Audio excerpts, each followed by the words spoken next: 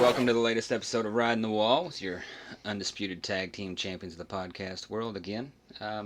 Justin, how was your week?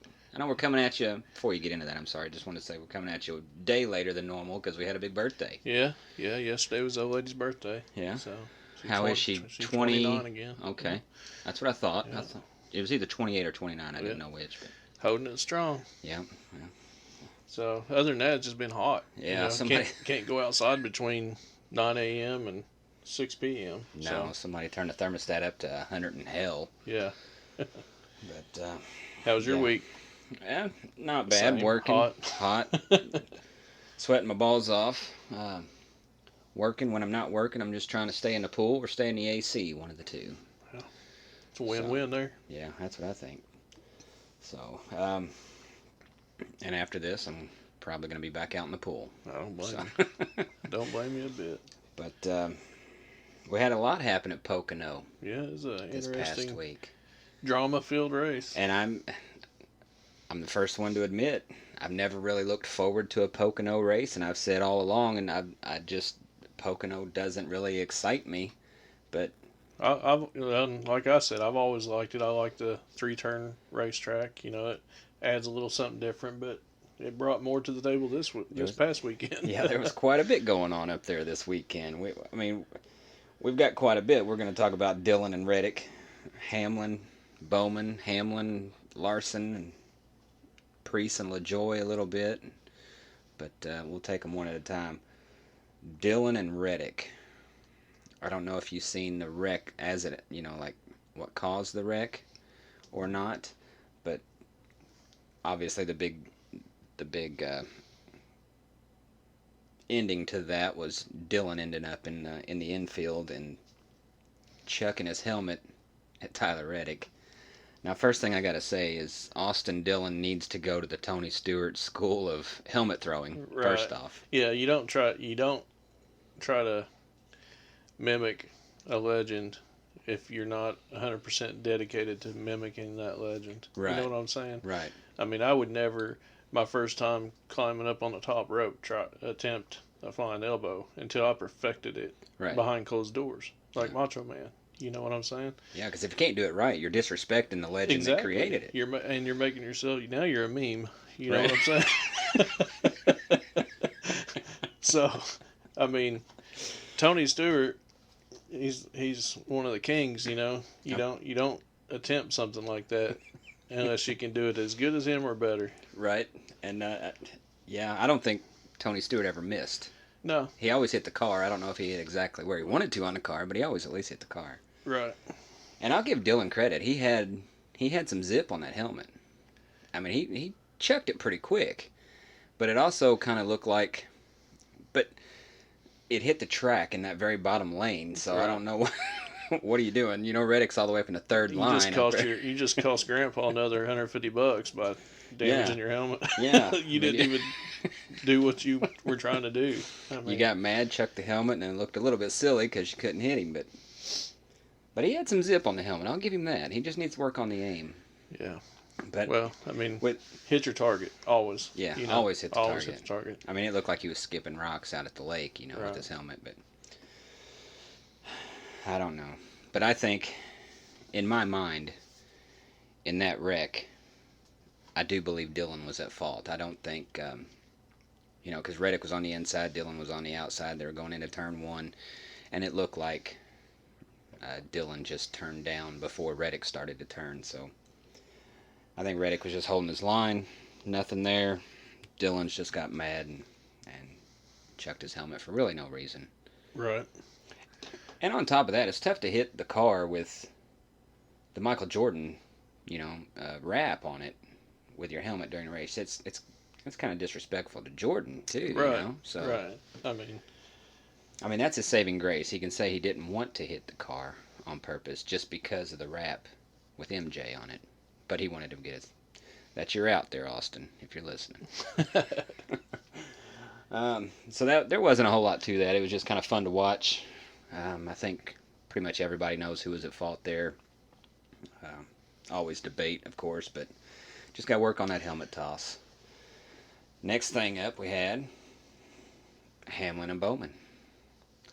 Not really a whole lot to say there. I mean, I know some people saying that Hamlin hit Bowman. I don't think so. Of course, I've only seen the one replay, and from the replay that I saw, you can tell that there was space between the front bumper of Hamlin and the back bumper of Bowman. But what a lot of people don't understand, and obviously I don't either, I've never been in those cars, but knowing how the air works and being a fan of the sport for a long time, you kind of follow and you learn some of these things that when these cars are going around at those speeds, I mean, they're pushing. I think they wrecked or Bowman wrecked in turn 4 or 3, I'm sorry. Um, so they're still pushing probably 140 miles an hour around that turn. Right. And when these cars get close like that, nose to tail, it kind of creates this air bubble of, like, if you can picture a beach ball in between the cars. When that car in behind gets too close, it's like it's smushing that beach ball, and then, for every reaction there's an opposite reaction, right? So then that beach ball has to expand back, and it kind of pushes the car in front. It's kind of like a rebound, or like a spring is in there. And I think that's just what happened. Bowman just got that rebound off of that air, and it kind of turned him around. So I don't think Hamlin did anything wrong. Did Hamlin know that air was going to affect Bowman like that? Yeah, I believe he did. Well, and a lot of people, that you have to remember when you watch these races, you have to remember there's physics involved as well. When one car is in front of the other, and you're both going high rates of speed, it doesn't matter how many cameras you have on that car, or on those two cars. When the driver in car 1 in the front lets off, you don't see the immediate drop of speed visually. Right. But that person in car 2 behind car 1 knows it immediately. So it can look like Hamlin nailed him in the rear end when Bowman could have let off. You know what I'm saying? It's a chain reaction there. And I'm not saying Bowman did let off. I'm not saying Hamlin didn't hit him. You know what I mean? But before people jump to conclusions and start yelling and screaming, I get it. I mean, you're a passionate fan. Right. But look at it from all angles first. Anything could have happened. Oh, yeah. Yeah. But it does kind of seem like Hamlin's got a beef with the Hendrick boys. He does seem to have a beef with the Hendrick boys. And how long do you think it's going to take before Big Rick gets involved, kind of like he did with Justin Marks and Ross Chastain? I'd say he's probably already involved. I'd say something's been said already. You piss Big Rick off, that's when stuff starts getting sorted out. But Big Rick calls over to 23XI or Coach Joe. Yeah. And says, "Hey, one more incident." Can you picture that conversation? I'm just trying to imagine. Coach Gibbs and Rick Hendrick. You got Grandpa Joe behind closed doors. He's by himself in his office, and the phone rings. Picking up that red phone. Yep. And the phone rings. He looks at it and says, "Oh, shit." That only rings when there's trouble. So he answers that phone, and it's Big Rick on the other end. An unhappy Big Rick. He's probably looking at that phone and go, "Man, I hope it's Jeff." Yeah. Does Grandpa Joe, after listening to Big Rick go on and on about how this is going to stop, does Grandpa Joe say, eat it, old man? Or does he say, calm the fuck down, Rick? Yeah. It's racing. Yeah, I mean, I'm trying to picture how that conversation's going to go. You just see old Grandpa Joe just rubbing his forehead the whole time he's listening to Rick gripe and stuff. Well, yeah, because, I know. Because the way I see this whole situation is I see Rick being very frustrated this season. Oh, yeah. Like, a simple thing could set him off because of how Hendrick's season is going, with the exception of William Byron. Yeah. William Byron's killing it. He's He carrying is. the whole team. Yeah. So, with the way Hendrick's team has been performing, I can see him being on the edge all the time. Oh, yeah. And For him, I can see him very easily saying, I'm calling coach. We're going to have a discussion. Because I don't think he'd call 23XI because Denny's not driving for 23XI. He's driving for the coach. Right. And that's how I would at least go about it, I think. Yeah. Get your dog on a leash, coach, you know. And if not, we'll do it for you. Because, I mean, those are the two people that have 100% skin in the game. Right. You know, as Hendrick and coach. It's their money, you know. So I'd say they've already talked. It'd be interesting to know what came out of it, or to be a fly on that wall when it happened, you know. Yeah, and then after that, to go one step further, after Coach hangs up the phone, then he's got to talk to Denny. Say, hey, this is, you're not going to believe who just called me. Oh, Big Rick over there. Well, Slick Rick down the road just gave me a call and just chewed my ear off. I'm sure Denny knows, because Denny's a part owner too. Oh, yeah. So he knows how it is to have... He understands that fight from both sides of the fence there. So I'm sure Denny probably expected Rick to call Joe. Yeah. But it would be interesting to hear that conversation, though. And to hear how two legendary great team owners handled that situation. Yeah. And that's, and I say Big Rick's involved just because Hamlin got a hold of Bowman, junked his car, and he put Larson in a fence. He didn't junk the car, but he of course, he definitely affected his day, obviously. But yeah, I was just sitting there thinking about that, trying to be a fly on the wall. Coach Gibbs' I'll make a office. prediction. Yeah. What'll happen? Don't tell me what I think you're going to say. What I think is going to happen is there won't be no retaliation to Denny. I think you'll see the Hendrick cars, maybe not all of them, maybe not even two of them, but I think you'll see it taken out on the 54 car. You think so? Make a point. That would definitely be a heated point. Right. Yeah, we'll have to see how that plays out. Start firing at little Ty. He's the one with the temper. Right, he's the one with the temper, but that's also grandson. That's right. That's also that's blood. Joe's money. Yep. That's his grandson. Mm-hmm. Yeah, you're really tweaking him at both ends there, right. aren't you? And that's going to lead us into the big one, Hamlin Larson. So, what was your take on the incident?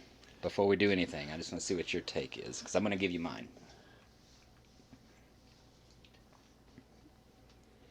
And you have no skin in the game either, because you're a Harvick fan, so you're not... Right, I don't. Neither one of these two are your main guy.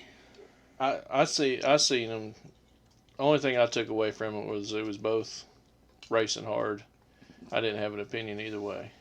I wouldn't say Hamlin did anything wrong. I wouldn't say Larson did anything wrong. Because that's kind of where I'm at. Yep. I didn't see any wrongdoing. I didn't see anything malicious, anything with bad intent. Yes, I'm a Larson fan.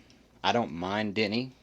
I don't boo Denny. I don't stand up and cheer for Denny. He's middle of the field. Yeah, he's in middle of the field. He's out there. You got to respect his driving. You got to know that he knows all the tricks in the book, so he can pull one of them on you at any time. So I don't have anything against Denny. But with this incident, I didn't see any wrongdoing. It's just one of those tools in your toolbox that you got, and there's a checkered flag coming up in 2 or 3 laps. Right. So and I've said on this show before, I'll wreck my mom to get a checkered flag. Right, especially when the playoffs are this close. Exactly. So and he got me my first win of the season. He did. So yeah, he did. Which is weird because for fantasy stuff, last time Larson and Hamlin got into it, I think it was Kansas when Larson was leading. Yeah. And Hamlin bumped him, put him in the wall. Larson ended up nursing it and finishing second. I had picked Larson in that race. And in this race, I picked Reddick. So Reddick ended up finishing second due to the Larson Hamlin incident. Right.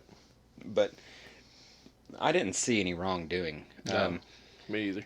As a driver, that's one of your goals, is to put that other driver in a situation to where he has to make a decision. That way, whatever he decides is on him. He can, like Denny said in his post-race interview, he can either stay in it, stay on the throttle, and who knows what's going to happen, or he can lift and keep going.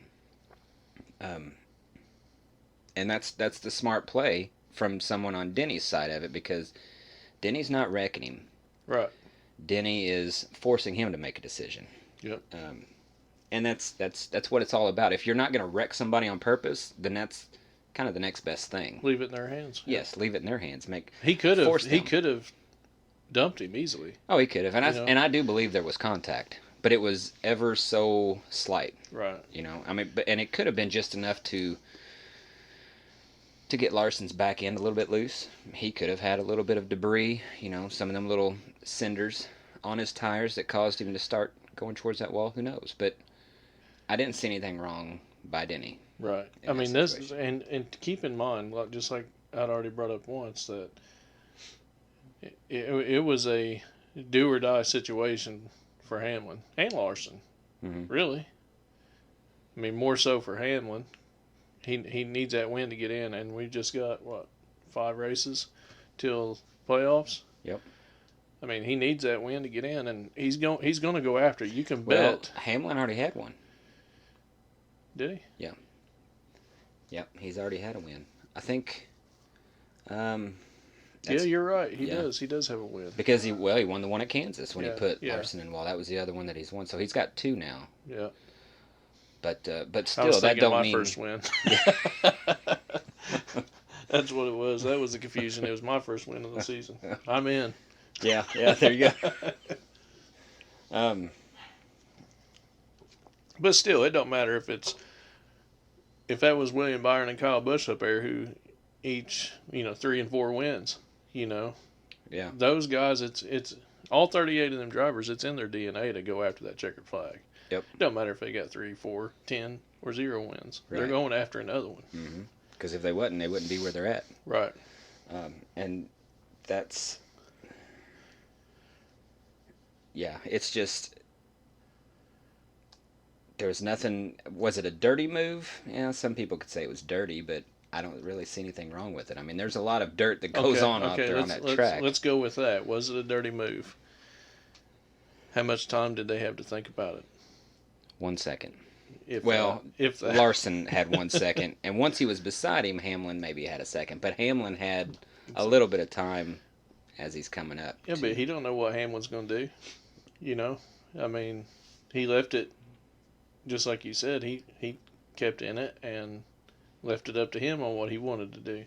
Right. So I'm really surprised Larson didn't try to drive down the track and hold his line. As Hamlin was coming up, and when you watch the replays, you can obviously see Hamlin sliding up the track because he's staying in the throttle, he's letting that car go where it needs to go. He's gonna hold his line. There's no question about that. Larson, on the other hand, once they're side by side, he knows what's going on and he knows his options. And there's one option that he just is not gonna do, and that's lift. And I don't blame him. I don't blame him. Yeah. You don't have to lift. This guy's trying to pass me, And that's what Larson's thinking. He's trying to pass me, so he's the one that needs to be doing all the work, not me. So, but yeah, once Hamlin gets in, and Larson even said this in his post-race interview, that he remembers Hamlin doing that same exact move, the same exact track to Chastain, and it worked for him. So he knew, as soon as Hamlin pulled up beside him, he knew what was about to happen. And I probably would have done the same thing Larson did, stay in it. Or I would have probably tried to drive down the track, push Denny down the track, Or once you see him ducking down low, I don't know, there's just so many things that can happen. Exactly. There's so many things that could happen. So much science going on at one time. Right. But there's so little time to think about it. Yes. And you've only got time for one decision. Right. It's and hope it's the right one. Right. That's all it is. And, I mean, these are 2 Hall of Famers. Mm-hmm. No doubt. Mm-hmm. That, I mean, That's why I say I'm not putting it on anybody. I could see myself honestly doing the same thing they both did. Will Larson get him back this week? No. I don't think so either. No. I just don't think Larson has it in him to retaliate. Well, I think he's got it in him to retaliate to a certain level of disrespect. Yes, that's what I was getting at. I'm thinking of not as far as I can see Larson an hour after the race in his hauler being like, I'm calmed down now. No hard feelings. I'd have done the same thing. You know what I mean? After he... Because Larson has done the same thing. Right, that's what I'm saying. You In know? that situation, he would have done the same thing. Mm-hmm. And, yeah, he's going to be pissed immediately after the race because of what happened. But once he gets in the hauler, in the AC, gets some water in him, calms down, thinks about things, watches some replays, whatever, he's that level-headed driver that's going to be like, yeah, I ain't mad. I'd have done the same thing. Yeah. Yeah, I agree with that. And I don't listen to Denny Hamlin's podcast very often. I think I've only listened to a few episodes of it. But usually when something happens like this, I'll listen to it just to get Denny's side of the story. Right. He's going to have something to say. And he did. He did. He denied there was contact. And I think there was. I think it was very slight. He probably couldn't have felt it. But you can see Larson's car bump just enough to know that there was contact there.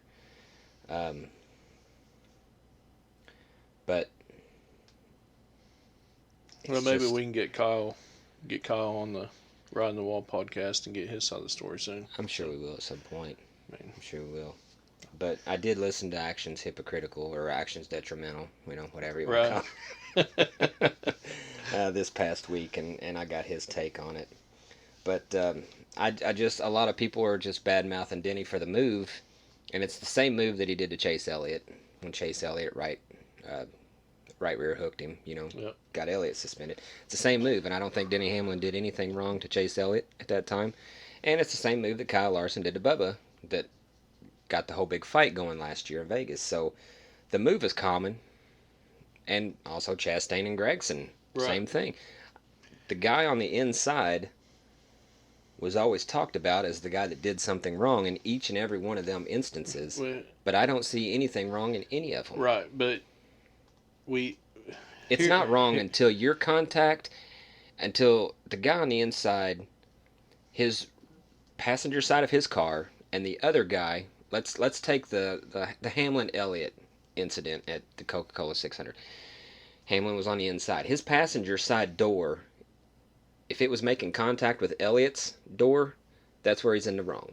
Right. And that contact is made at the same time or very quickly before or after Elliott's contact with the wall, then that's wrong.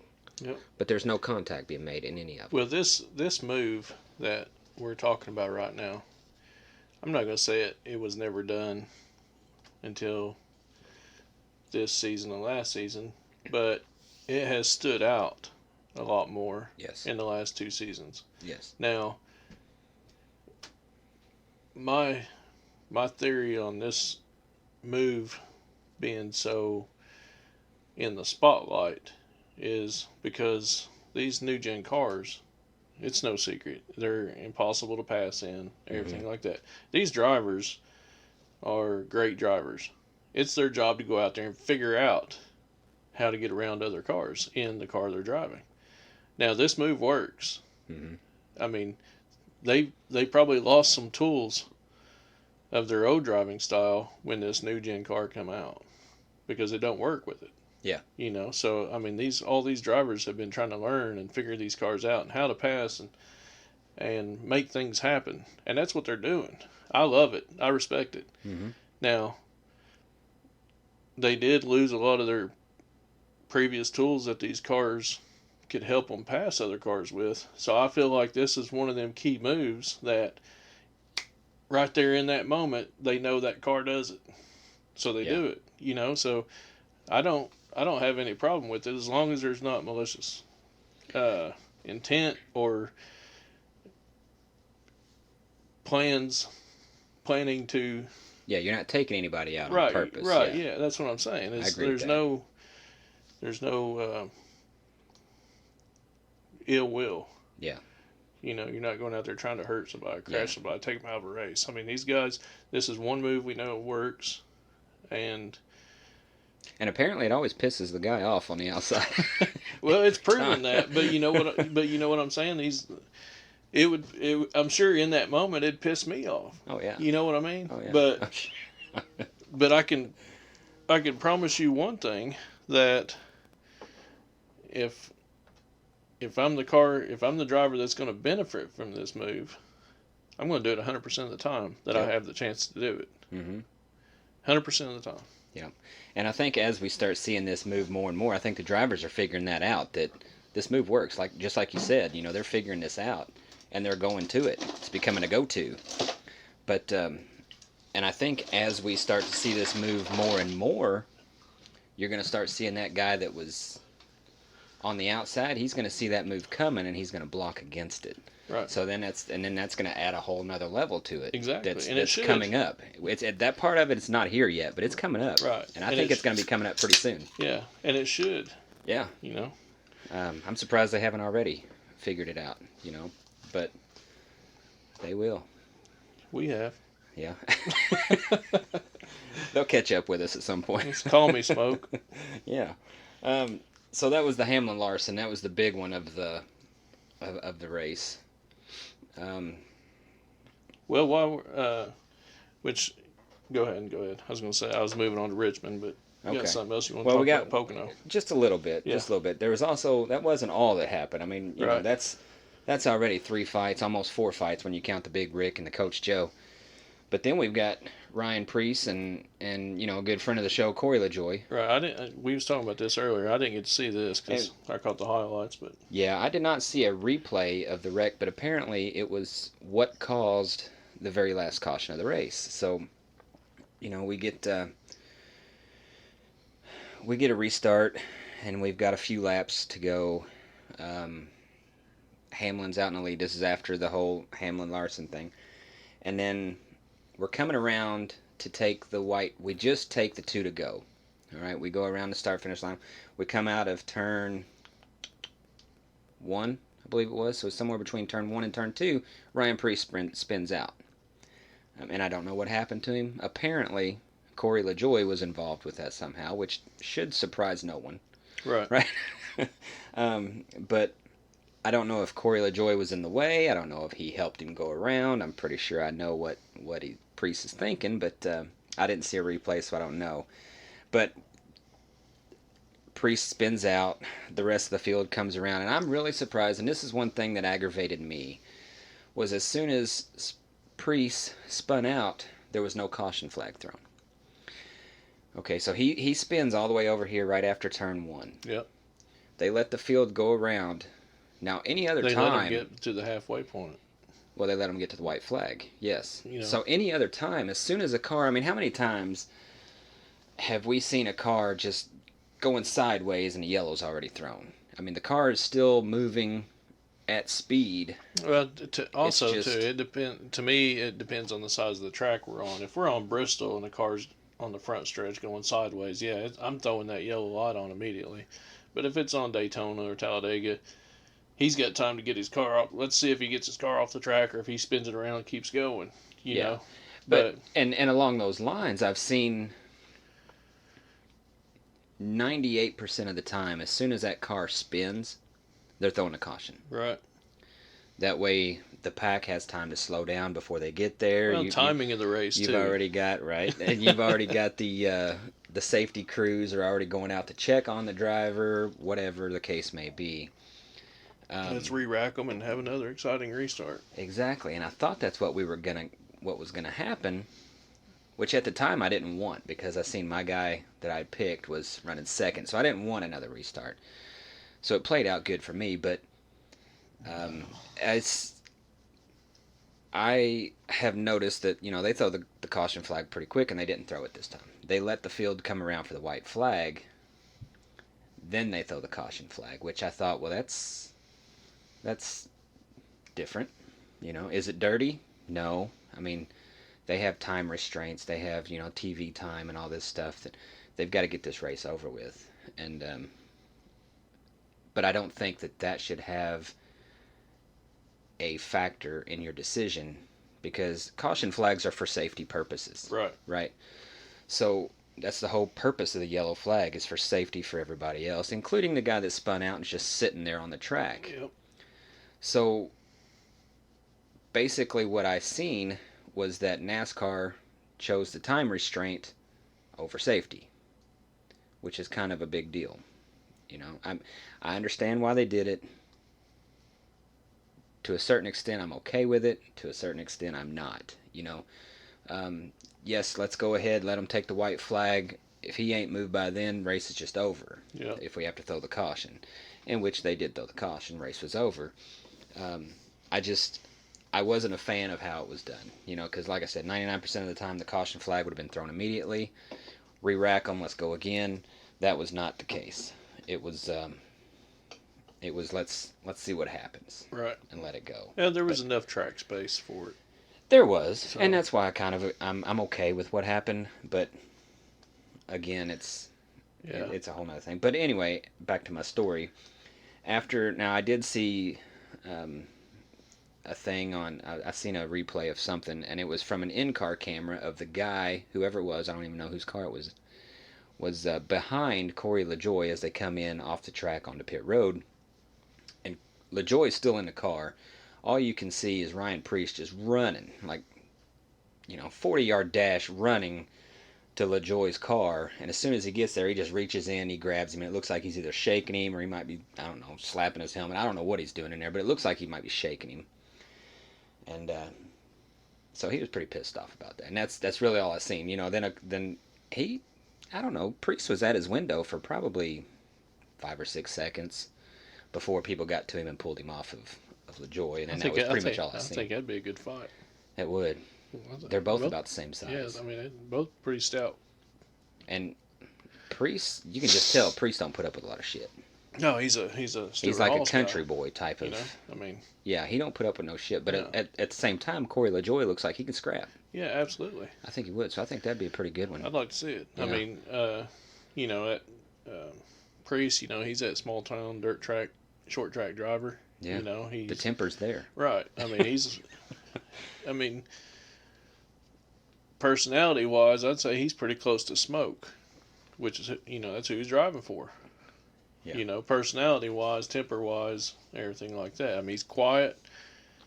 I think Smoke's got more of a sense of humor. Yeah. But maybe Preece does too. It just hasn't been on camera as much as Smoke was. You know what I mean? Right. So, but they definitely have that in common. And I think, just like Smoke, Preece hold his own. Yeah. But I'd say Preece can hold his own with anybody in the garage. I'd say LaJoie could probably hold his own as well. Yeah, I think so too. That'd be a pretty good match. Right.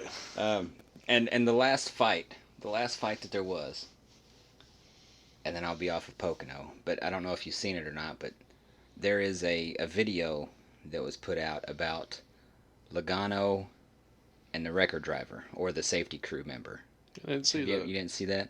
Oh my gosh, that is funny as can be. I laughed and laughed. Because, you got this image of Logano. He's always smiling, always laughing, always having a good time. But this is an in-car, like the in-car dash cam of right after he wrecked. He's backwards on the track, and he's up against the wall.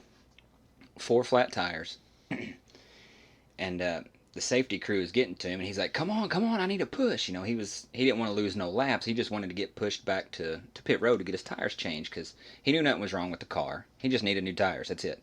So he didn't want to be sitting on the track very long. So he's yelling at them, give me a push. And they're like, what? And he's like, push it. He's getting mad. He's yelling. And then, so they hook up to him, and they start to push him. And this car sounds like absolute ass, right? So he's like, put it on the hook. So he realized something is wrong with the car. Now we got to hook up to it, right? And so they're like, what? They couldn't hear him. And he's just yelling as loud as, and he's getting louder and louder. Hook it up. And they're like, what? He goes, hook the fucking thing up. I mean, he's just going off, and he's just F-bombing everything. And he's getting more and more, and you can just hear it in his voice. He's getting so pissed off at this guy. And it's the same guy that he's talking to. So they hook him up from the back. And, the safety crew guy walks away, and he calls him a few names. The replay that I seen, the video that I seen, it didn't bleep it out. Oh yeah. No, it did not. So I seen it on YouTube. You might have to look it up, but it was funny as could be. So then they hook it up. They get him back to pit road, and of course his fender's all jacked up, and the tow back to pit road messed his car up more than the wreck did. So, and then when he gets out, he's like, "Yeah, that kind of sucked," but he had a smile on his face, So it just makes it funny when you see think both of sides of it. Yeah, to see both sides of Logano like that, and he's just mad as hell and cussing this guy. Well, and I get that. I mean, like yeah. I said 10 minutes ago, these guys are passionate about their job. I mean, Yeah. But to hear Logano going off like that was, I need to save that If audio. I was that safety guy, I'd probably stand there and look at him and laugh my ass off. Like, you need to calm down, motherfucker. Yeah. I mean, you're out. You just don't know it yet. Right. So that was funny. That was the last little bit that I had about Pocono. But I must say, to sum it all up, this was I think probably they need the best Pocono race I've if seen. it was me, I think it'd be hilarious for, next time we'll see it'd be Bristol. But at every race, when they do driver announcements, and all the fans are cheering or booing, however they feel, But when they announce Joe Logano, everybody go, "What?" Kind of like the old Stone Cold thing. But hook it up. What? I think every time they announce Joe Logano's name before the race, everybody should chant, "What?" That would be funny as hell. But that's all I got about Pocono. It was the best Pocono race that I've seen. It will make me look forward to the next Pocono race. Hopefully it has just as much excitement as this past week did. Now we go into one of the circuit's favorites. Yeah, this is going to be a hell of a race. I think Richmond is just going to be a hell of a race because time's running out to get into the playoffs. After Richmond, we're only going to have 4 races, and two of which are going to be road courses. This is the last, badass short track before the playoffs. Yes, and there's so many people that could win this race. Yeah. Before you throw in the fact that it's a short track, so all the contact, all the beefs that we just had last week at Pocono or earlier in the year. It's a very familiar short track. Yes. There ain't none of this. Well, they've only raced on it twice, or it's new pavement or new asphalt. There ain't none of these variables in this race. Yeah, it's the same track they've been running on for familiar. Years. Very familiar with it, so they know even every the rookies race this track a lot during the Xfinity Series and Craftsman Truck Series. Mm-hmm. I mean, even the rookies know this track. Oh yeah, so it's going to be good. Yeah. Because like I said, I can probably think off the top of my head 6 or 7 drivers that could win this race. Favorites, yeah. And then to put on top of that the beef. To put on top of that, it's a short track. You're going to have a lot of contact. All the emotions that's going to be in this race. From last week even. Yes. Just from last week. Oh, yeah. That's not... Yeah. Reddick, Hamlin. Kyle Busch. LaJoy. They're all going to be driving... with the rear view, because where's that guy at? He's not going to hit me, from last week. All right, but Kyle Busch, Kyle Busch does very good at this track. Yeah, I mean, he's outstanding. Mm-hmm. Kevin Harvick. He needs a win to get in. Yeah. It wouldn't surprise me at all if Kevin Harvick wins this race. Right. I mean, think about it. The race is sponsored by Busch Light. Kevin Harvick is sponsored by Busch Light. The stars are Harvick's aligned. Last year, the stars and the planets are aligned for Kevin Harvick to win this I week. took Kevin Harvick in the fantasy league, so I'm really hoping that pans out. But, I mean, Ford, this is probably their strong suit, too, is these half-mile short tracks, so. Mm-hmm. It's going to be a great race because I think all the Gibbs cars are going to be fast. I think Hendrick's going to be fast. Hendrick is going to be fast. Byron and Larson can go out there easily and take this thing. Chase Elliott maybe even. This could be a place for Ryan Blaney to pick up another win. Yep. I mean, Logano does really well there. Right. I mean, it's anybody's race, literally. But you can bet there's going to be some what's the word I'm looking for? The term I'm looking for. There's going to be some debts settled Yeah. during this race. Well, I hope it's not Denny Hamlin. Right. Because Is that who you took? that's who I took. Yeah, I remember that now. I picked Denny Hamlin to win Richmond before they started practicing at Pocono. Yeah. So, And and then all this happens. HR knows that too. Yeah. So, and then all this happens, and I'm like, well, great, because I've already locked in Harvick for next week at Michigan. Have you? Well, I haven't sent you the text yet, but I'm going to. But I am going to pick Harvick next week at Michigan.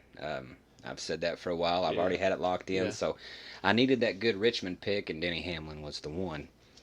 And then he goes out and puts the biggest target on his back. Yeah, and then he goes out and starts jacking with every Hendrick car out there on the track.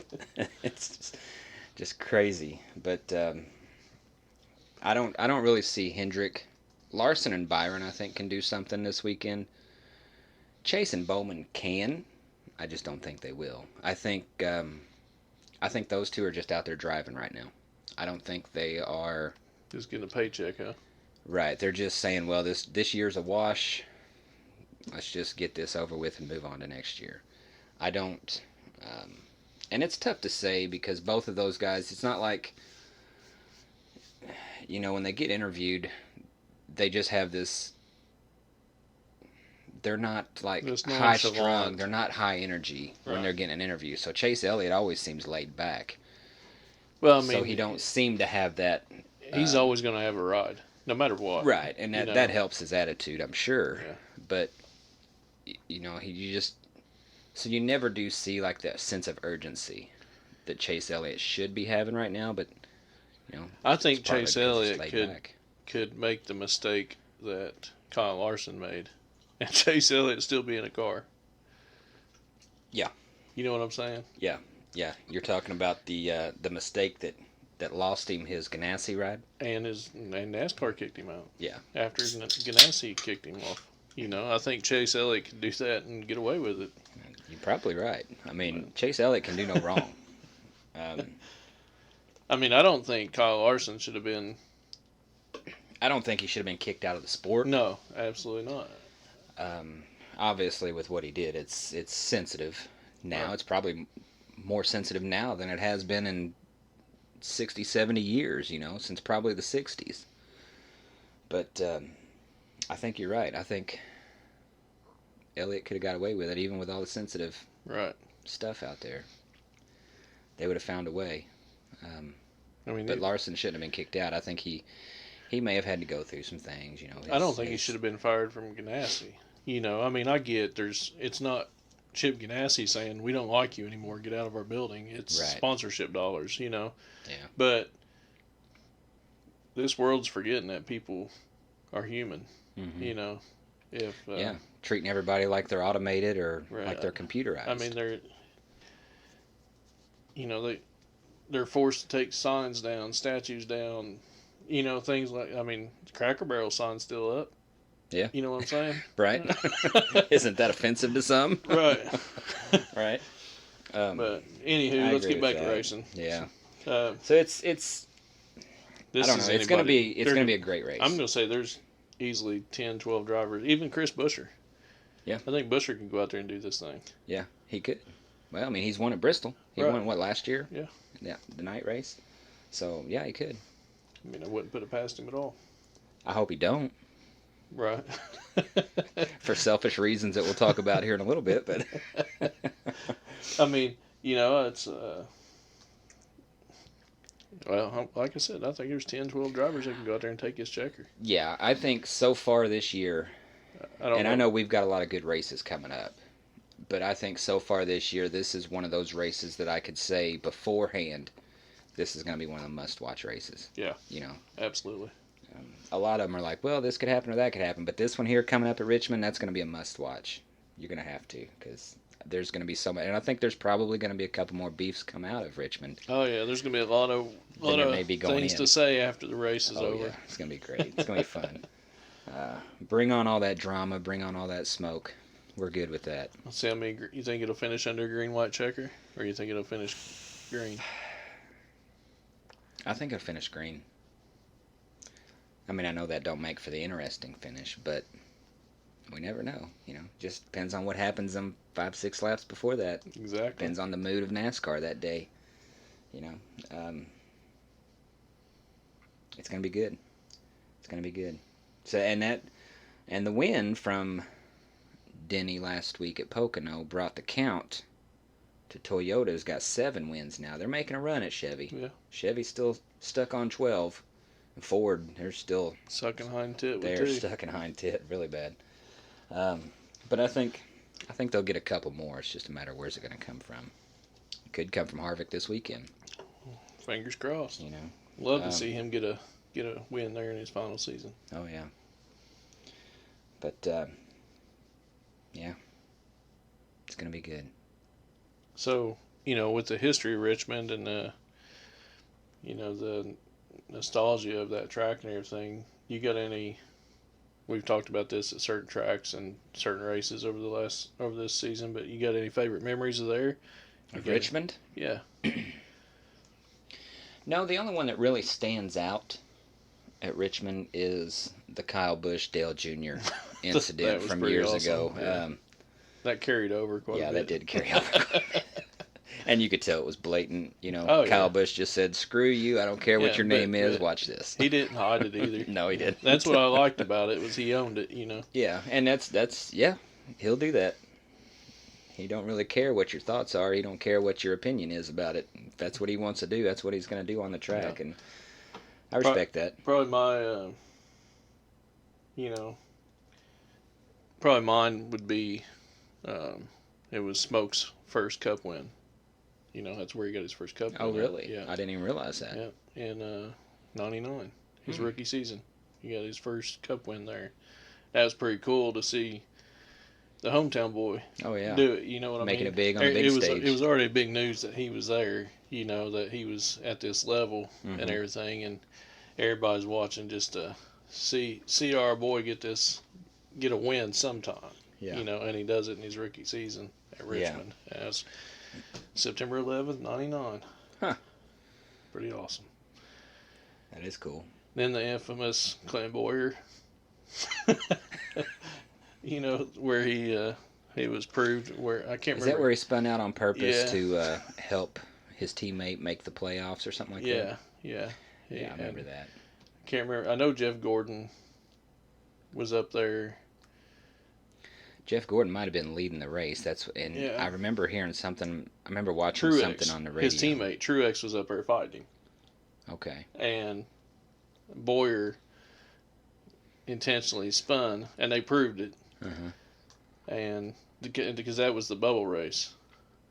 Yes. And I don't remember who Boyer's was. It Truex was Boyer's teammate at the time, and he was the one that needed the points or something like that. Yeah. So Boyer spun to help Truex get into the playoffs. Right. For Michael Waltrip Racing. Right. Yeah. Yes. Boyer and Truex were teammates at MWR.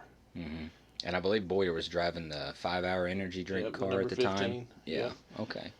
But they ended up, because only 12 cars at that time, that year, only 12 cars went into the playoffs. Yeah, because that was still the early stages of the playoffs. Right. And they ended up putting a 13th car in. It was Ryan Newman, I believe, got put into it because of Boyer's. No, I think Jeff Gordon was the 13th car. He might have been. I think it was Gordon. And a lot of people were pissed off because NASCAR's just playing favorites to Hendricks. Right. That whole story again by letting Gordon in. So that really pissed a lot of people off. Yeah, but I couldn't remember the details. But I remember watching that race and all the aftermath of it. And it's crazy. But the things people will do, I mean, you're going to have teammates. That. Right. It's your teammate. It's money. Do you think it's a good thing or a bad thing that they can prove stuff like that now? I think it's a bad thing. Do you? I don't like it. Now, what if you was...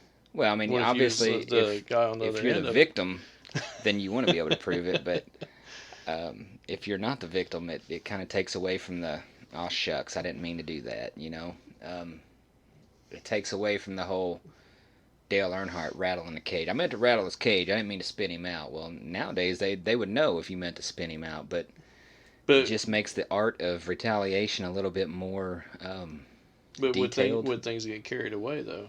You know, if but I, What do you mean? if you could intentionally do things and get away with them, not get caught with all the data tracking systems they have on these cars, they can prove if you do pretty much. Yeah. They can prove if you intentionally did something. Mm-hmm. If you had to say I like it or I don't like it, it's going to be this way going forward. Would you? I still don't like it. Right. I don't either. I'm more of an old school guy. Exactly. You know, I'm just. I Because think the old school way. I mean, I do like and I do appreciate all of the technology that they have in these cars now. I do appreciate the data that we can see. You know, and it's just like watching it on TV. You know, they bring up these things where you can see where they're in the throttle, how much brake they're giving, how much they're turning. You know, you're seeing all these things inside the car that you couldn't see before. But to me, I'm just that old school guy that I would love to see these guys pulling up, and they don't have these $10 million haulers. They've just got an old Ford pickup truck with flatbed, not even sides on it. Yeah, they've got a tire rack on their trailer, you know, and that's just how they're pulling these cars into the track. I think that would be just badass, you know. So and I like the fact that. But it seemed like there was more of a level of respect back then too. Well, yeah, between the drivers. Exactly. Because you knew if you did something, they would intentionally get you back. Yes, because them drivers know Right. he did that crap on purpose, or it was just a rubbing deal. Right. They knew that. You do it on purpose now, and it's almost like you're shamed. Yes. You know, for it now. But back then, it's like that's how the peace was kept. Mm-hmm. Yeah, because it was. You knew it was boys have at it way back before it was boys have at it. You know, right. The drivers will police themselves if you allow them to. Mm-hmm. And you know, I think there's that hard line that you can't cross, like intentionally clipping somebody in the right rear. You know, that I think the punishment for that needs to be a little more severe. But other than that, hey, boys have at it. But, like Boyer's move at Richmond years ago, that didn't affect anybody but Boyer as far as cars go. Mm-hmm. You know, he didn't even damage his car. He right. just spun. Yeah. And they threw a caution. Do you think that was okay? That they can prove that he spun on purpose? Or just him spinning is okay? Just him. I don't believe that move. I don't think it's right. You understand why he done it, like me. Oh yes, I totally understand, and I'm not mad at him for doing it because of why he did it. But at the same time, racing it's a team sport, but it's an individual sport at the same time. Right. So when you're out there in that car, you're out there with, in their case, at that time, 42 other animals that are just as wild and crazy and passionate as they are. So yeah. They're all out there fending for themselves. So, and like Jeff Gordon was the one that got added. Well, he got added, but he was the one that got hurt because of the points and how it played out with the way the race ended. I think Ryan Newman was the one that got in. It could be. If I remember. Whoever was that got screwed over on the points and was left out. It would have been Gordon. I could totally understand. They added him anyway. Yeah. So I can totally understand Gordon being pissed off and wanting to fight about that, because what he did had, his car wasn't jacked up. He just spun out to help this guy, which in turn screwed me, which anybody in Gordon's spot would have been pissed. Yeah. Gordon shouldn't have been that far behind. Right. It's his fault. Yeah, absolutely. I mean, if he'd have been in a Ford, he would have been further ahead. Yeah. Come on, Rick, go to Ford. I could have won that race. Mm-hmm. Not this season, but. But yeah, I mean, I think I'm just more of the old school. To hear. I think one of the greatest things for me is to listen to these old school guys that were in this sport at the top level 40 years ago, the sport, like when I was a kid, like that long ago, like I'm talking 80s, early 80s, Yeah. late 70s, when these guys were in there doing it, Electronics. there was no electronics. Whatever Yeah. you had in the car was it. Your time and laps with a stopwatch. They're figuring up their math on tires and fuel on pen and paper, right there on top of the box. Um, and the guy that's 7 stalls down, he don't know when you're gonna pit. The only way he's gonna know when you're pitting is when you come in. So then all of his information either needs to be thrown in the garbage and start over real quick, or well, Stick with it. crap, they messed us up. Let's see what we got. Whatever. So I think that on the fly part of it was What made it better Yeah. to me, made it a little more exciting. But at the same time, listening to these old guys, like of stories of what they went through just to get their car to the track, or while they're at the track, listening to some old DW stories from back in the day is fun and incredible. And it's just the level of ingenuity that they had, passion and ingenuity. That whole creative engineering stuff that we've talked about before. That they're doing stuff to their car that they know is illegal as hell, but they're going to try it anyway just to Right. see. And I think all that kind of stuff is pretty cool that you would never get away with nowadays, which makes back then a little bit more fun than today's. But as far as the product on the track, back then you only had 3 or 4 guys that could win the race, whereas now you've got 15 to 20. Right. And they're passing people with ease back then because maybe Rick Hendrick had an engine that could produce 50 more horsepower. Well, usually it was Richard Petty and Richard Petty Lee Petty that had this. or Childress back then, with Earnhardt, that they're producing so much more horsepower they could just pass anybody at will. Whereas now everything's on such a level Equal. playing field that it's so much tougher to pass, which it kind of takes a little bit of excitement out of it, but then again it puts more excitement into it to at me, the same time. It's making the drivers better now. I don't think that it is, but it isn't. I don't think it's saying that they're better than the guys in the 70s and 80s and 90s. I'm not saying that, but the class of drivers that we have right now, I think it's making them.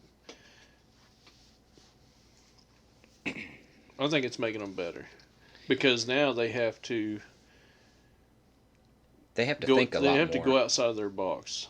You know what I'm saying? They have to think outside the box. They can't count on the car to do this, and hey, I've just got to do this. Yeah. Yeah. But and that thinking outside the box is getting us instances like we've seen, like Larson Hamlin. Right. This past weekend in Pocono, he's thinking outside the box to do what he's got to do to get around Larson. Whereas in the past, it was just, I just got to catch him. Once I catch him, I can get around him. No problem. I just got to catch him, work my way through the traffic, whatever the case may be. Now it's like you said, they're thinking outside the box. They've got to use their brain a lot more as far as what they're going to do when they get there, how to get around this guy. But at the same time, I think on the other side of that argument, I think it is not making them better just because these cars are so hard to pass in. They're just dumping people to get around them. Well, you know what I mean? I'm not saying you're wrong there, but I haven't seen a huge amount of intentional dumping this season. Last season we did, but I think it's the first year of the new gen car. They were getting frustrated. They couldn't figure it out. They had very little time to figure it out. But this year, it seems like since it's year 2 of this car, they had off season to figure some things out. They had some chill the fuck out time. Yeah. And get some time to wrap their heads around it and time to talk about it with their teams. But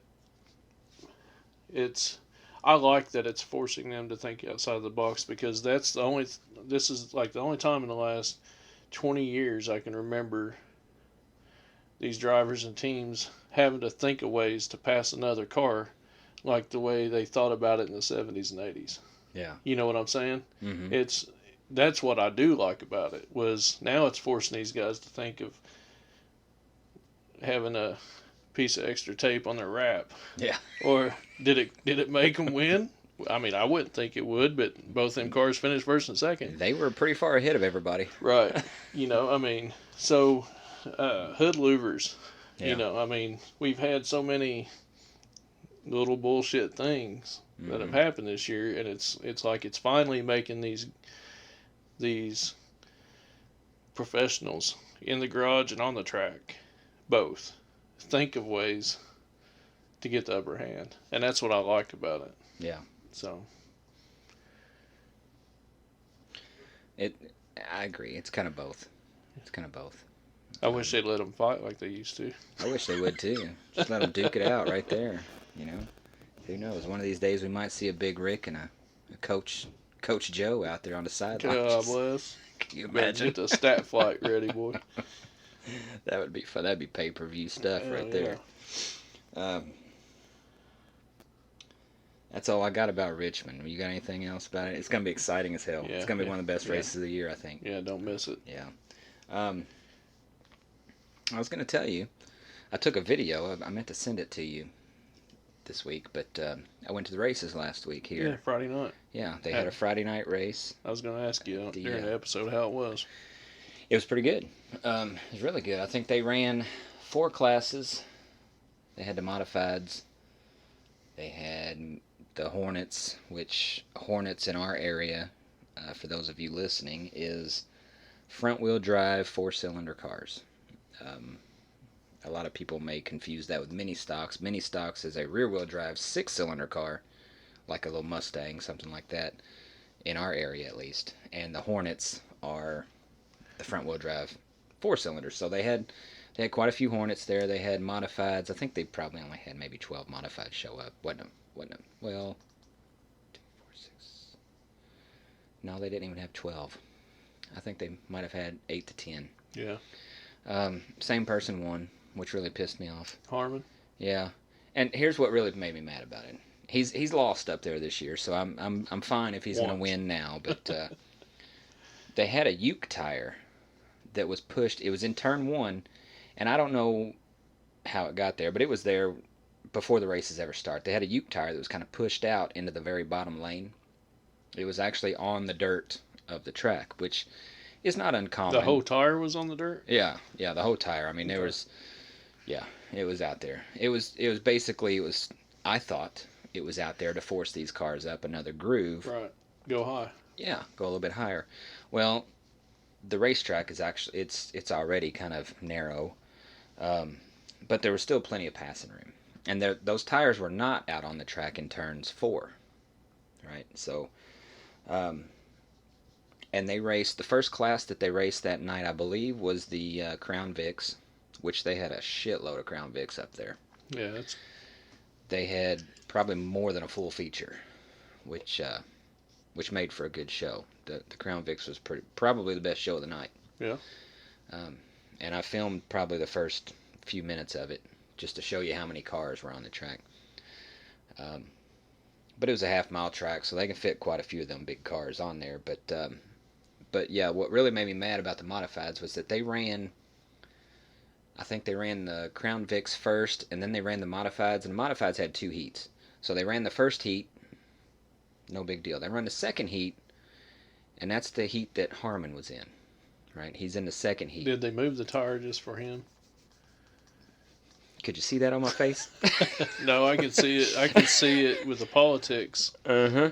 Well, let me tell you, they ran the whole first heat. He dives low in turn 1. He's a bottom feeder, yes. Yeah. The left side of his car will not get a scratch on it, guaranteed. He stays on the bottom. So, which, hey, he wins. That's a strategy. Right. Some people have that strategy, some people don't.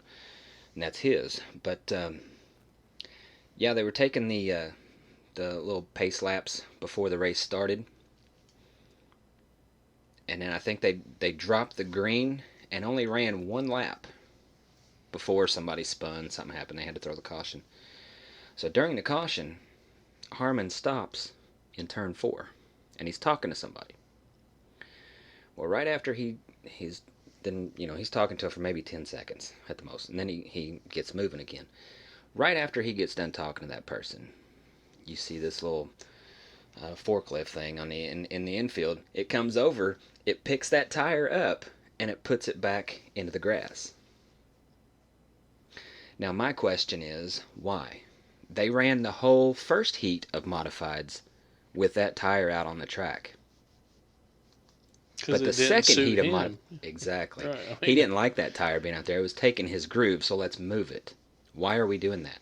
Right. That is. No, I mean, it should have been settled when that first heat started. It should have been settled. Yes. I mean, you ran the first heat of modifieds with that tire out there, so we're going to run all the modifieds with that tire out there, and then we'll move it. But or it should have been moved before the first set or not at all. Of modified. Yes. Period. So I agree. That's what aggravated me. I think it was political. It was a politics move that Benny Boy didn't like it. I'm not getting my way. Yeah. Can you tell Dad to come out here and move that tire or something?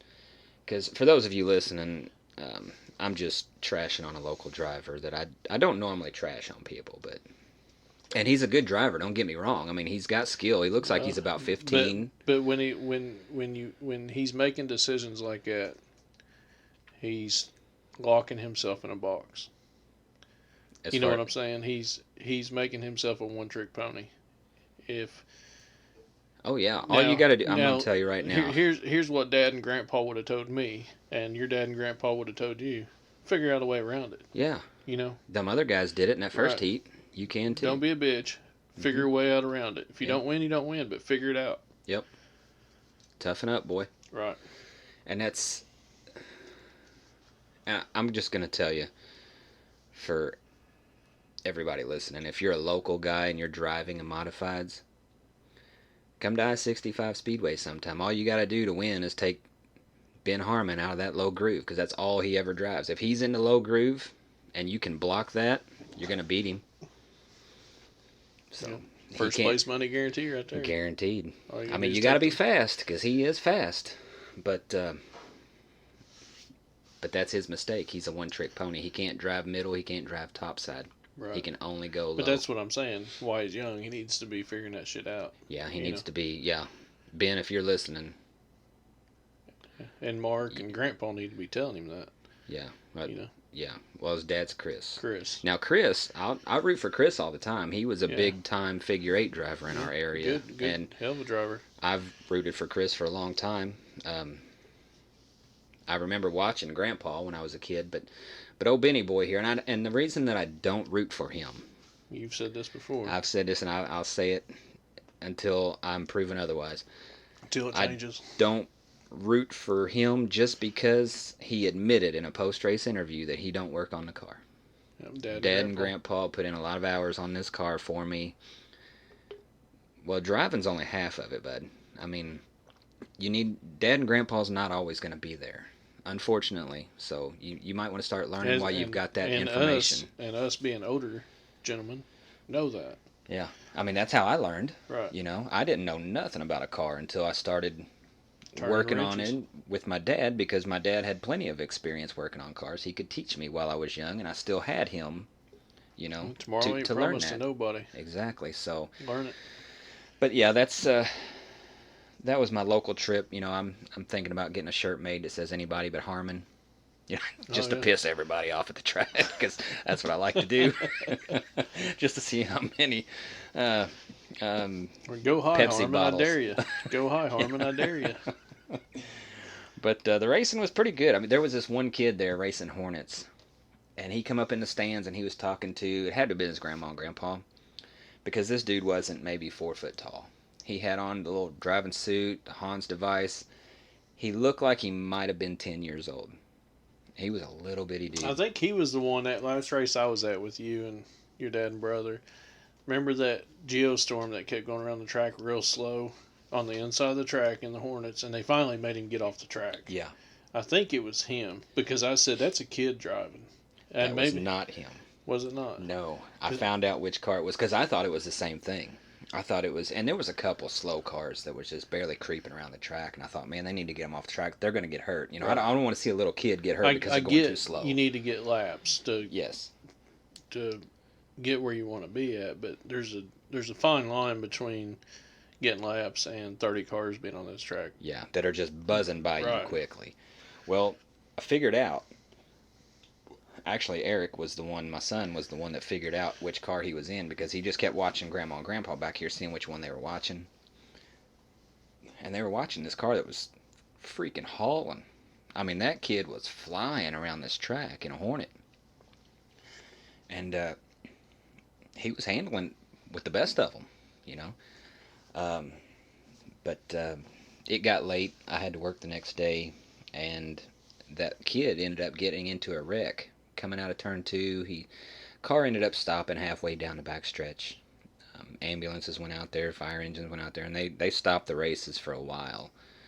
I don't think he was hurt. I think it was all just precautionary stuff. But before they got the races going back again, I had to leave, so I never did see the outcome of that. But this kid was 10, 12 years old, huh? Yes, and next time you're there, I'll point out the car if he's there. But yeah, it was a pretty good race. They must have had, like I said, probably 30 Crown Vics. They had a full field of the Hornets. They had, like I said, probably 10 modifieds. I'd like to see that count go up, but that's a pretty good night of racing. Oh, good. Pretty good night. Good. You going to Jackson County Saturday night? I don't know. I don't plan on it, but I never rule anything out. I might get a phone call at 4:00. Say, hey, let's go to Brownstown. I'll be like, all right, I'm in. Right. So, it happens. I never pass up Brownstown, really, you know, because we thought about going over. Oh yeah. Yeah. They still got the fair going on up there this week. Yeah. Saturday's the last night for it, and I thought, she could take the kids over to the fair, and if the kids wanted to go, whichever the kids wanted to go watch the race with me, they could. Yeah, it's gonna be a packed house. She could take them to ride rides. Brownstown fair races. There's usually not an empty seat in the house. Right. And that place will hold. I don't know, but it looks like it'll hold about 5,000 people. Yeah. So. It'll hold many to bring their lawn chairs. Yeah. Yep. But yeah, I just want to tell you about that local stuff this week. Let's talk about this fantasy standings. First off, 3 people picked winners last week. Well, 2 people picked winners. Oh, 2 people. One person got an auto draw. He finally got lucky on that auto draw. Huh? So we got Josh and you both picked Denny Hamlin, and Mike R all the way at the basement. He got auto drawn for Denny Hamlin and finally ended up winning one. But finally got my first win. Up to 3rd place now. Yeah, So. Yeah. You're up to 3rd. You passed Mama Lou. I didn't think that was going to happen. It did for a minute. I'm sure she'll get me back. Oh, she'll get you back. I don't know though. I took Harvick this week. Hey, you're only 4 points apart. She took. No, we're 10 points apart. No, we are. We are, ain't we? Yeah, you're just 4. Yeah. Yeah, she took Bowman. I don't know about that one. That's Bowman the showman ain't working out so good this year. No, he's not. I mean, it might not be a bad pick to burn, just to, and I don't know if because anybody could win it. Right, anybody could win it. All he needs to do is finish top 10. That's the way I look at it anyway. If they finish top 10, I'm somewhat happy. Top 5, I'm really happy. Yep.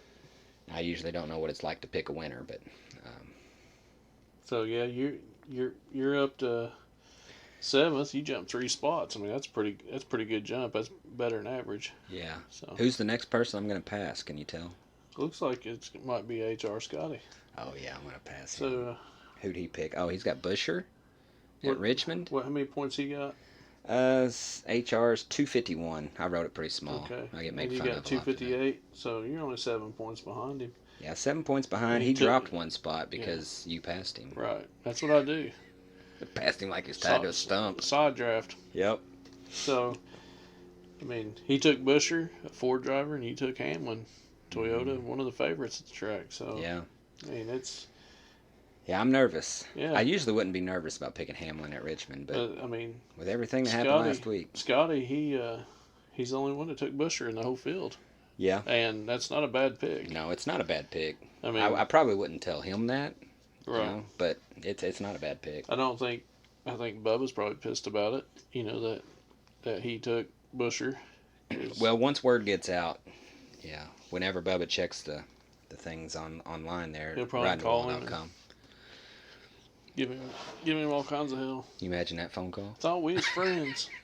Come on, Bubba. No offense, man. I can only pick you twice. He's saving him for the I last. tried to pick you all the saving time. him for the last 2 races of the year. Yep.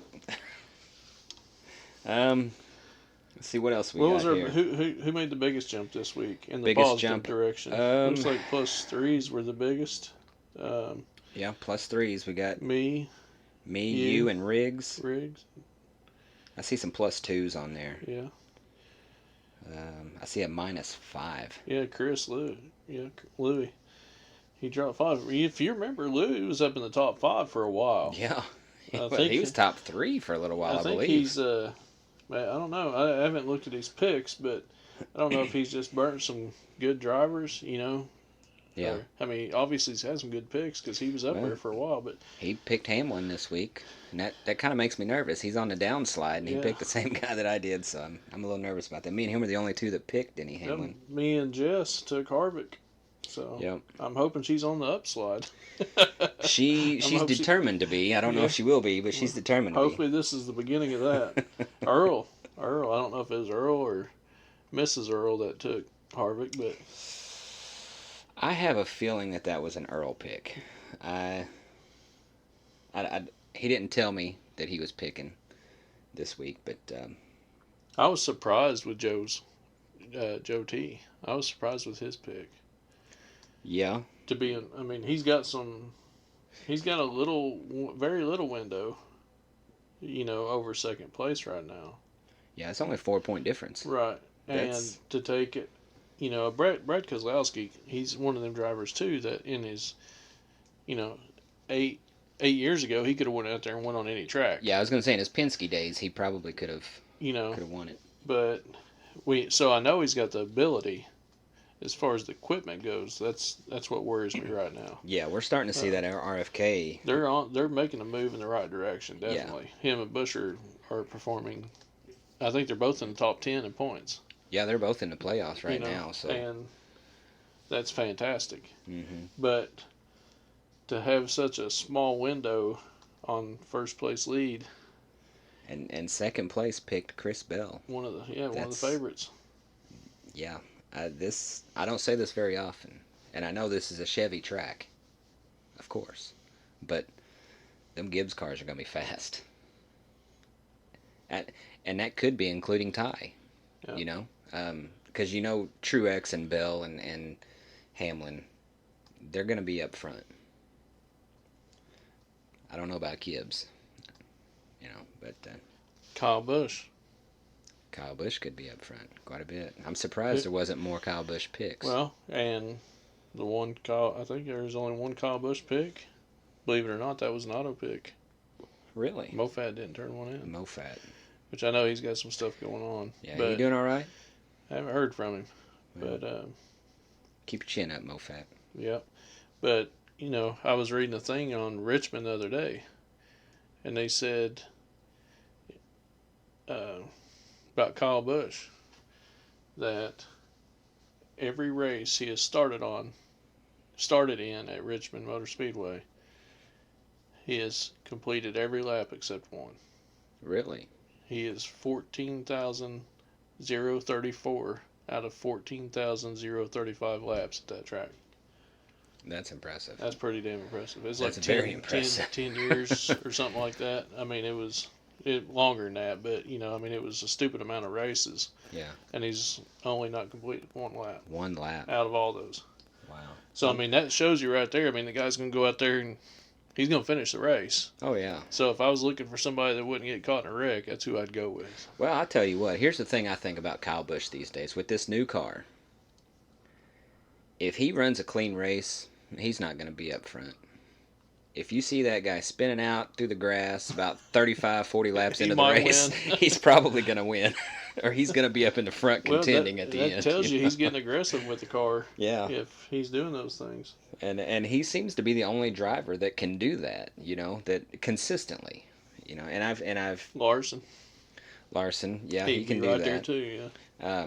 It's kind of a joke with me and my wife. We're watching the race, and you see Kyle Busch go spinning out during the grass. You see grass just flying up and big old clods of dirt damaged. And stuff. Yeah, and I was like, well, there's your winner right there.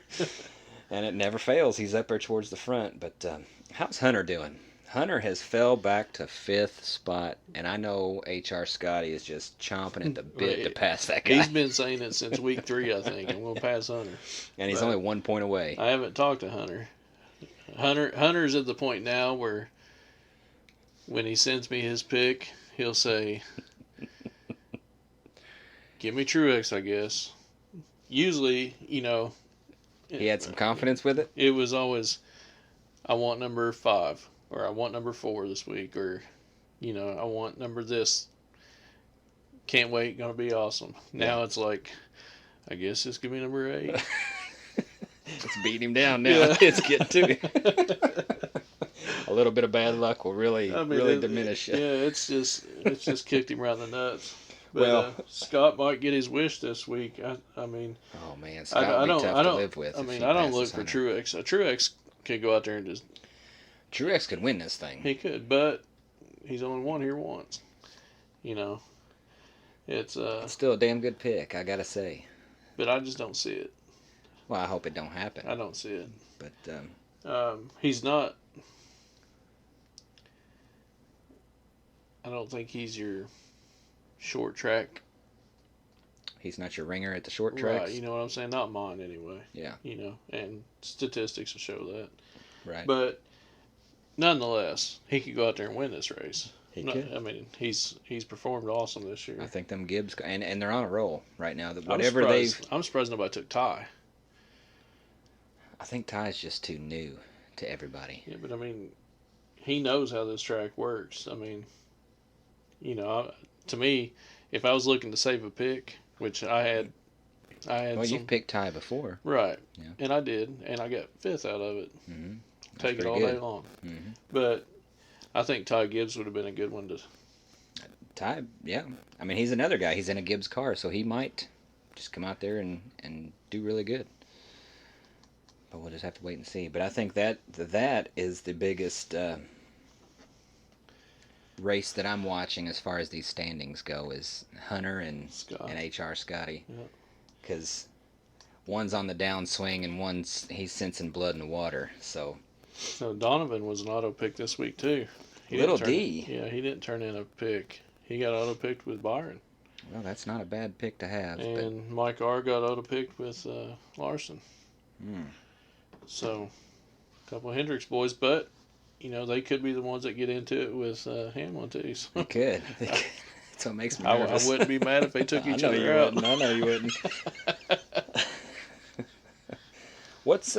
I do have to ask this. When I seen this on the list, Jeff C. down there picked a 38 car of Gilliland. Todd Gilliland, yeah. Did he have a reason behind that, or he just said, just give me the 38? He actually said Todd Gilliland. Really? He didn't give me a car number, so I knew his car number. So, it threw me for a loop too. Yeah. But I mean, I've seen picks like that on a super speedway at Talladega, Daytona, stuff like that. Right. I've seen picks like that, but never seen it on a short track. I was just wondering if that was maybe a strategy move, because I've played. If it is, I know what strategy he's doing, and I played that last year. It almost worked for me, but then it didn't. But what strategy was that? I don't see the strategy. You don't see the strategy in that? Not at all. Okay. Well, here's the strategy to Jeff C. right now. If I'm right, and I don't know if I am or not, because I don't know Jeff, but I think he is so far into the season, and he's so far towards the bottom of the list, why pick good people? Why pick good drivers? Why not save them for the playoffs? Right? So it's basically like tanking for the number 1 draft pick in these professional sports. Like when you see an NBA team, they're like 4 wins and 64 losses, so they're just going to tank the season so that way they get a better pick in the draft, right? Yeah, but you don't get nothing more than 3 more points every sport you draw. But you've got a lot of better picks. Right. So a lot of these people above you are picking these big drivers to stay where they're at. But Jeff C. down here in 23rd spot, he's already tanking. I mean, so he's 23rd spot. So what's he going to do? Fall a couple of spots, lose 6 more points on the fantasy but he's keeping a lot of heavy hitters that he can use once or twice during the playoffs. And that's what I did last year. You get to so far, and everything that you're doing is not working, so it's like, screw it. I'm just going to tank until the playoffs start, and then I'm going to use some heavy hitters. And because, like right now, how many points is he away from 22nd? That's a lot of math. I'm going to say 18 points. 20. Yeah, Okay, 18. 18 points away from 22nd. That could take 3 races to pass that. He ain't got 3 races, and that's just going to get him one spot. Well, He's with still Paul, in the it could 20s. take 1. That's true. Paul sucks. But you know what I mean? But then once them intervals get to 3 points apiece, it's a lot easier to pass 2 or 3 guys at a time, 2 or 3 people at a time. Yeah, I see that. That was my strategy last year, and it was working for me until the Bubba Larson thing, because I remember it because I picked Chris Bell in that race, and their stuff ended up taking out Chris Bell. Yeah, so I think that's what he might be doing. I don't know, but well, I mean, that's the only thing that makes sense with taking Todd Gilliland. I mean, it's all fingers point to that. So I mean, that's my logical thinking behind that. I don't know if that's right. Maybe he knows something that we don't about Todd Gilliland. Maybe right. maybe him and Todd are friends. I don't know. I don't have no clue. But to see the 38 car on there, it's like, what the hell? Okay, we'll see what happens. But what else? There was one thing I was gonna. Oh, I was thinking today. Bullshit. Thinking about this fantasy stuff.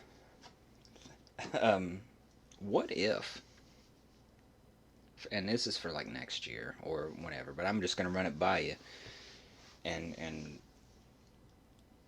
I don't know how to complete what I'm saying, but we're racking up. Well, some people are. I'm not, but in NASCAR, wins matter, right? That's what locks you into the playoffs, and that's what, you get bonus points for winning the race, playoff points, and all that stuff. What if we did something with your number of wins? And I know that you've got a separate payout for that, as far as whoever wins the most gets a certain cut. But what if we did something to where, so at let me see if I can try to paint this picture here. When the playoffs start, the points get reset to 3-point intervals. We have that already in, right? So the leader is going to start at 0, second place at 3, 6, 9, 12, so on down the list, and then the playoffs start.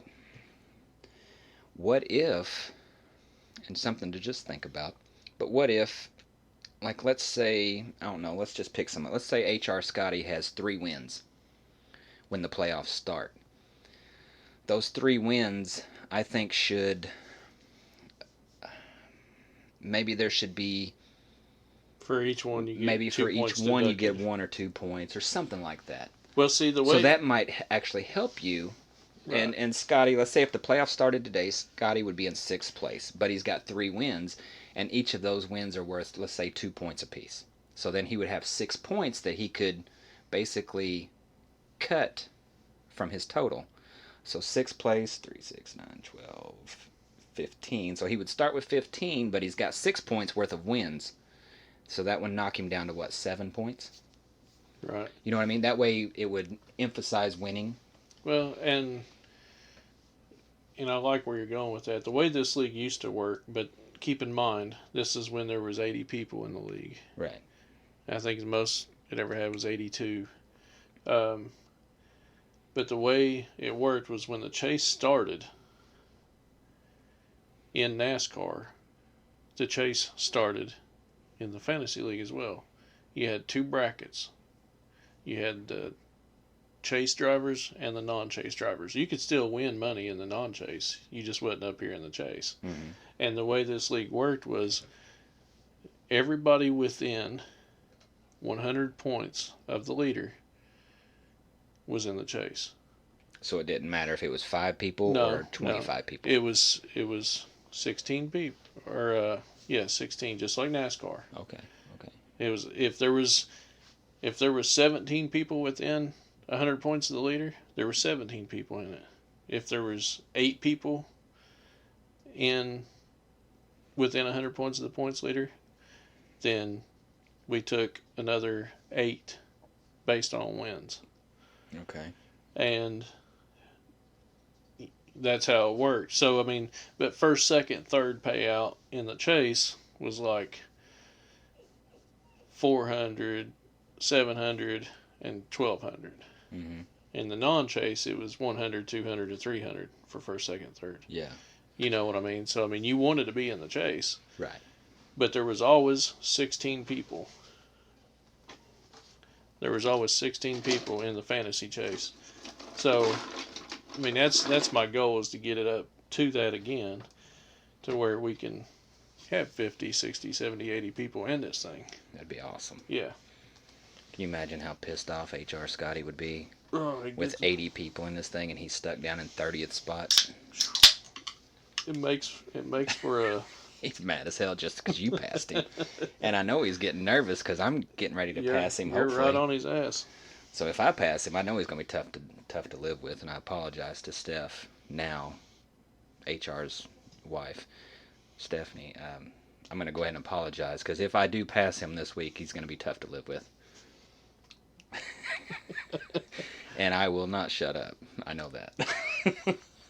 Because I've listened to this guy for 3 years talking shit about how he's ahead of me in his NASCAR stuff. Yeah, and even if it's just for 1 week, you better take advantage of every I day. will. Every day, you better take advantage of it. He'll just have to... He's going to have to block my number for a week. Because I'm just going to light him up. He's going to end up calling me. You just shut up. But, I mean, the points are still... Going into Pocono, these points were really, really tight. Yeah. And they're still pretty tight in certain spots. Yeah, I mean, it's a lot of, 1-2 point gaps, a lot of 5-6 point gaps. I mean, it's... Yeah, I mean, just by looking, the biggest gaps is between you and Josh, which is like 25 points. That's a pretty decent gap. Yeah. And then I go down through there. Sam and Jason H. looks like 13 points. So I mean, there's still some spots where there's gapped out, but for the most part, it's still pretty close. And I think that's what makes this fantasy stuff exciting, is because it's simple, it's close, and it's mostly luck. Yeah, especially now with this new car. Right. I mean, it's... You can pick the favorite at every racetrack. That's pretty much my what car. He's... Mike Reverse is what we're going to call it. Right. Here's the drivers that he can't use anymore.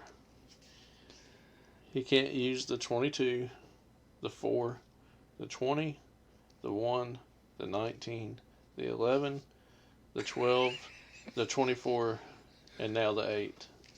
He's going to be picking B.J. McLeod in the playoffs, ain't he? Oh, yeah, yeah. But, I mean...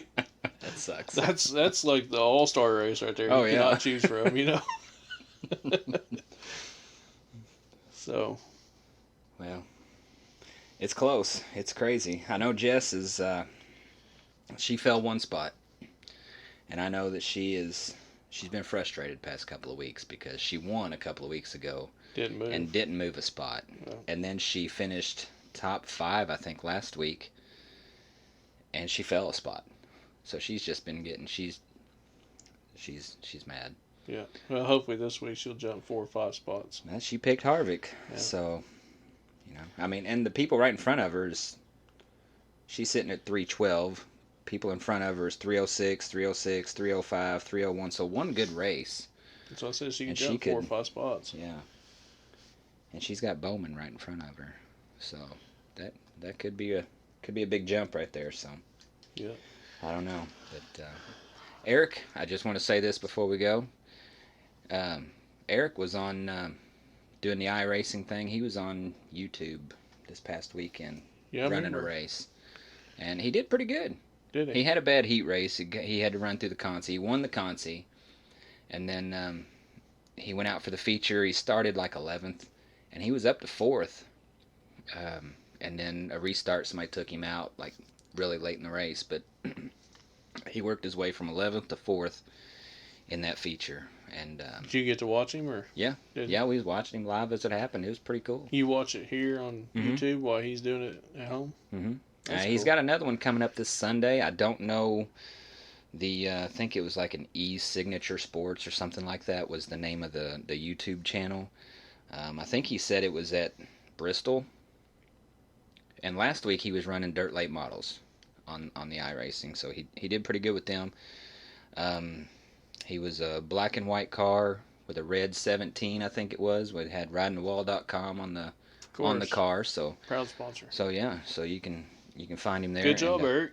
Yeah, he did really good. I think he said this week was a really big race. I don't know if that's as far as payout or just number of people showing up. Send me the link whenever you get it. I'll do that. I'll tell you what, I'll post the link on ridingthewall.com. There you go. That way anybody that wants to watch can watch. You'll see him. But I think he said this had like some different classes of cars all racing at the same time. I don't understand that one, so that's going to be kind of new to me. But it's at Bristol, so I don't know if it's going to be dirt or asphalt. But he's been running dirt so far, so. Right but I just wanted to throw that out there before we go. That's all I've got for this week. You got anything? I don't. I'm ready to wrap it up. We're ready to wrap it up, and enjoy your week. Hopefully you can beat the heat wherever you're at. If you're going to the races this weekend somewhere. This heat's hitting me right in the face. I guarantee it. Enjoy the races. Take somebody new if you can. Get some fresh faces involved in the sport. It's always fun. And we will be back next week and talk about some Richmond. Hopefully we got some drama and some smoke there to talk about. So have a good week. Be careful.